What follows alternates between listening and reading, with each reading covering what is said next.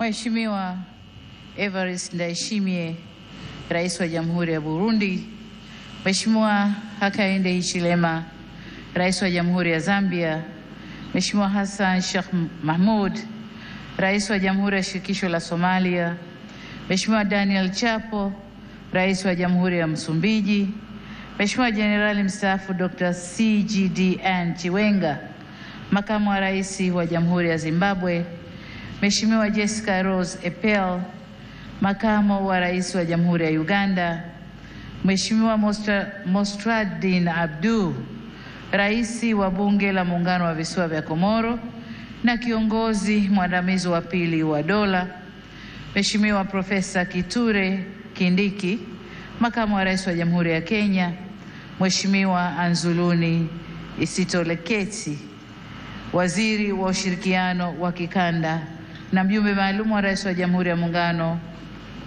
Rais wa Jamhuri ya Kidemokrasia ya Kongo, Mheshimiwa Dr. Emmanuel John Nchimbi, Makamu wa Rais wa Jamhuri ya Muungano wa Tanzania, Mheshimiwa Dr. Hussein Ali Mwinyi, Rais wa Zanzibar na Mwenyekiti wa Baraza la Mapinduzi, Mheshimiwa Dr. Jakaya Kikwete, Rais mstaafu wa Jamhuri ya Muungano wa Tanzania, waheshimiwa makamu wa rais wastaafu, waheshimiwa marais wastaafu wa Zanzibar, mawaziri wakuu wastaafu, Jaji Mkuu wa Mahakama ya Tanzania, Jaji Mkuu wa Zanzibar, wakuu wa vyombo vya ulinzi na usalama, viongozi wote kutoka Tanzania, mwenyekiti wa Tume Huru ya Taifa ya Uchaguzi, viongozi wa vyama rafiki Frelimo na CNDD-FDD na vyama vya siasa vya hapa nchini, waheshimiwa mabalozi, wakuu wa taasisi na mashirika ya kimataifa na wakilishi wa nchi mbalimbali,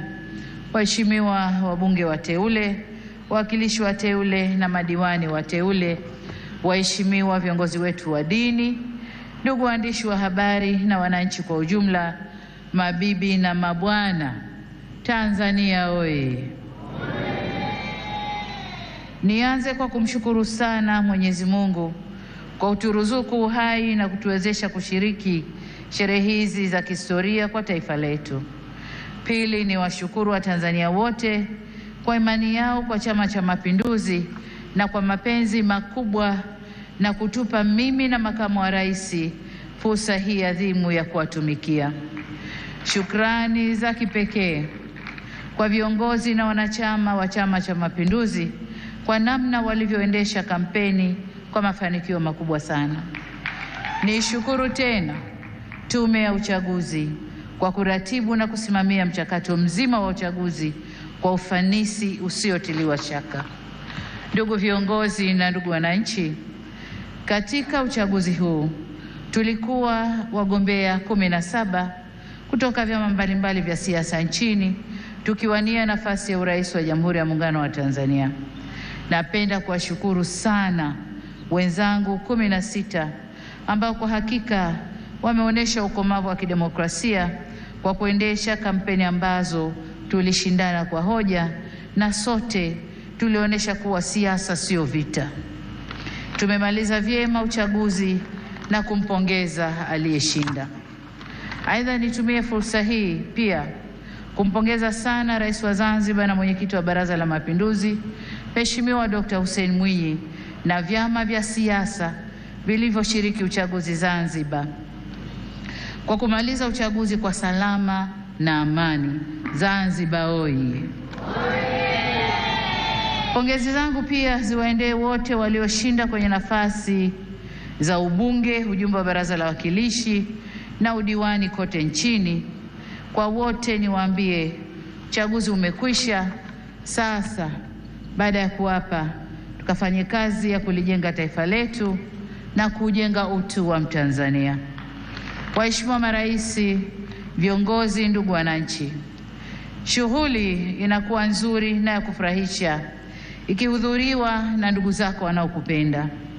Tanzania leo imejawa na furaha kubwa kuona baadhi ya waheshimiwa marais wenzangu na viongozi mbalimbali wa nchi jirani na nchi marafiki wamejumuika nasi katika tukio hili. pamoja na kwamba tulitoa mwaliko kwa muda mfupi. Kwa wale walioshindwa kushiriki, tunatambua uzito wa majukumu yao na tunajua mioyo yao ipo pamoja nasi. Tunashukuru pia wote waliotuma salamu za pongezi kwetu.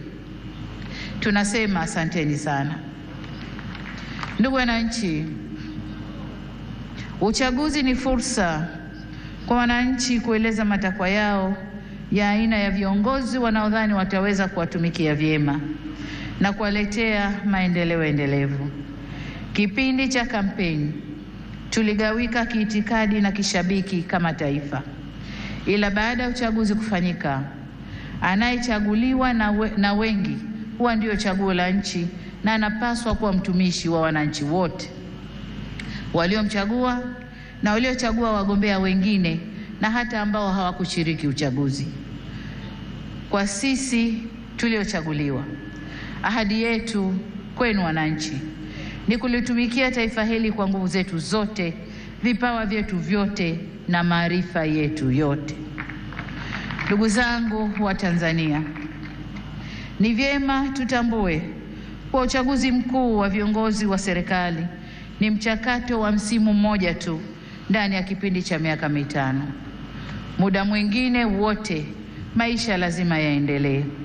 Hivyo basi jukumu letu sote kwa pamoja ni kujenga nchi yetu na kuifanya kesho yetu iwe bora zaidi kuliko jana yetu. Niwasihi tuendelee kuilinda itikadi yetu ya umoja na mshikamano.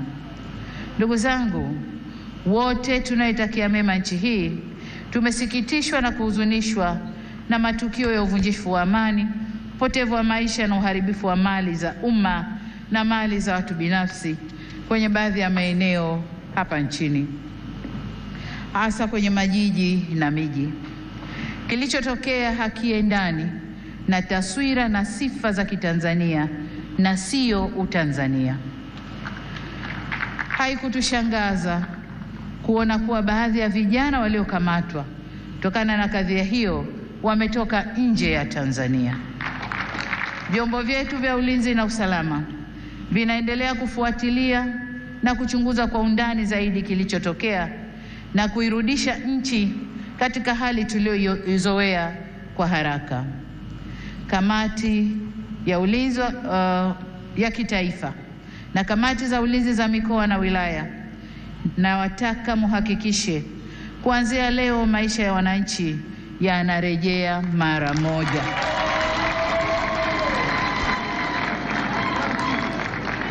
Amesema hapa Rais wa Zambia na Rais wa Burundi.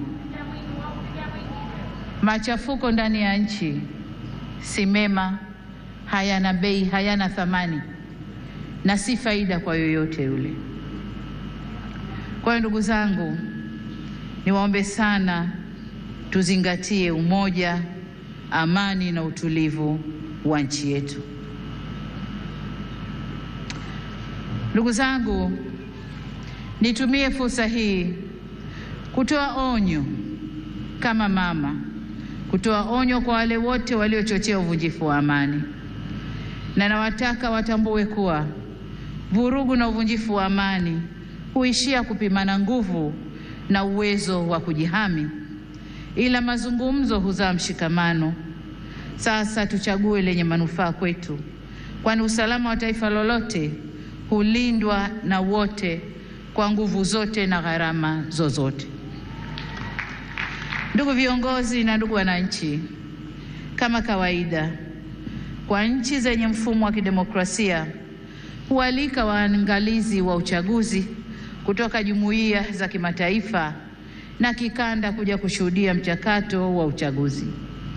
Uwepo wao huongeza uhalali wa juhudi zetu za kuhakikisha uchaguzi unafanyika kwenye mazingira ya uwazi, haki, heshima na utawala wa sheria. Kwa muktadha huu, tunazishukuru jumuiya zote zilizoleta waangalizi wa uchaguzi. Kutoka Afrika, tulikuwa na waangalizi kutoka Umoja wa Afrika AU, Jumuiya ya Nchi za Maziwa Makuu ICGLR, Jumuiya ya Maendeleo ya Kusini mwa Afrika SADC na Jumuiya ya Afrika Mashariki EAC. Pamoja na hao, tulikuwa na wengine kutoka maeneo mbalimbali ulimwenguni.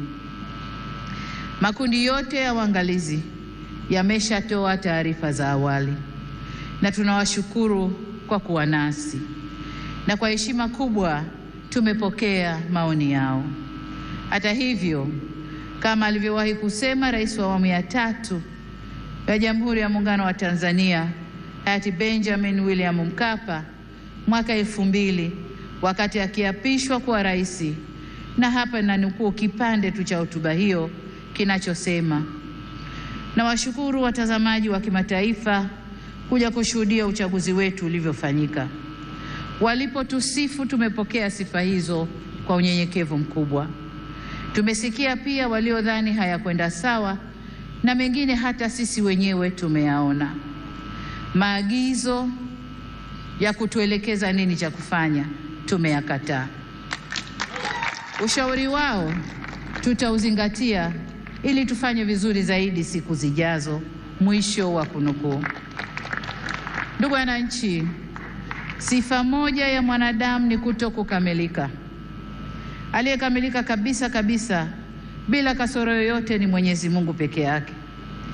Ndiyo maana katika shughuli au harakati za wanadamu tunaunganishwa na mawasiliano, mazungumzo na maelewano. Au kwa maneno mengine, tunaunganishwa na uwepo wa suluhu. Suluhu yenyewe sio suluhu mimi, lakini hata suluhu mimi nitafanya kazi yangu ya kuunganisha taifa. Kwa hiyo tunaunganishwa na uwepo wa suluhu ya mambo katika jamii zetu. Kama mnavyofahamu, katika kuliunganisha taifa, serikali ya awamu ya 6 tulianza na falsafa ya R4 inayosimamia misingi ya kuzungumza na kuelewana, kuvumiliana, kubadilishana au kubadilisha mwelekeo baada ya maelewano na kuendelea kujenga taifa letu. Tunapoendelea mbele, hatutachoka wala kurudi nyuma kwenye kusimamia yote yanayohusu kujenga umoja na mshikamano wa taifa letu. Ndugu wa Tanzania, mkusanyiko wetu leo hapa sio kwa ajili ya kuwazawadia walioshinda kwenye uchaguzi, la hasha, bali ni matakwa ya kikatiba ya kukabidhiwa dhamana ya kuwa mtumishi mkuu wa taifa katika kuleta maendeleo endelevu kwa maana ya uimara wa kiuchumi, kisiasa, kidiplomasia na kijamii. Ili tuweze kuyatimiza hayo, hatuna budi kuhakikisha tunahimizana umoja na upendo kwa nchi yetu. Tunadumisha amani na kuheshimu sheria za nchi. Kinyume cha hayo, maandamano, vurugu, uvunjifu wa amani husababisha maumivu na havileti manufaa wala faida kwa yoyote yule. Ni wasihi wa Tanzania tuchague hekima badala ya ghadhabu, busara badala ya mihemuko, upendo badala ya chuki, uvumilivu badala ya vinyongo, umoja badala ya mgawanyiko, na amani badala ya vurugu. Lakini vile vile ni wajibu wetu kuchagua unyenyekevu badala ya kiburi na huruma badala ya hasira. Taifa letu ni moja na lina nguvu zaidi kuliko mtu yoyote yule. Demokrasia haipimwi kwa nani kashinda uchaguzi, bali kwa jinsi tunavyoendesha mambo yetu baada ya uchaguzi. Tutakuwa na nguvu zaidi pale kila sauti chanya au hasi zitakaposikilizwa, kuheshimiwa na kuthaminiwa, na vile vile tunapoweza kuponya wenye maumivu. Hii si kazi ya upande mmoja wa serikali peke yake, bali ni kwa kila jumuiya za wananchi, vyama vya siasa, dini zetu na kila mwananchi.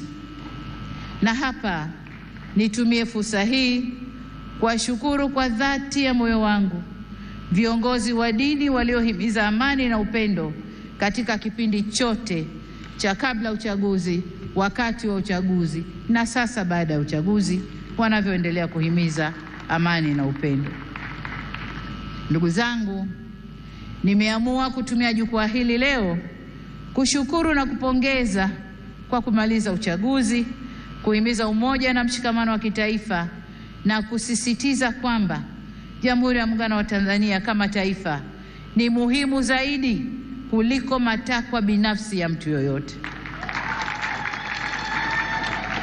Masuala ya mwelekeo wa kazi za serikali kwa miaka 5 ijayo na ufafanuzi wa kina wa hatua zitakazochukuliwa kutekeleza dhana ya kazi na utu utatolewa katika hotuba ya uzinduzi wa Bunge la 13 la Jamhuri ya Muungano wa Tanzania. Baada ya kusema hayo, niwashukuru wote kwa kujumuika nasi kwenye tukio hili muhimu na la kihistoria. Nimepokea pongezi kwa heshima kubwa, na sasa safari ya kuwatumikia Watanzania kwa kipindi cha pili cha awamu ya 6 inaanza rasmi. Nawashukuru wananchi wote wa Tanzania, na ni imani yangu kwamba tutashirikiana ndani ya safari hii. Asanteni sana kwa kunisikiliza. Mungu ibariki Afrika. Mungu ibariki Tanzania. Amen, amen, amen. Asante sana Mheshimiwa Rais wa Jamhuri ya Muungano wa Tanzania. Naomba niwaalike viongozi wote na wananchi tupunge bendera juu, tumpongeze Mheshimiwa Rais kwa hotuba nzuri kabisa. Pigeni vigelegele, wa Tanzania wasikie, dunia isikie.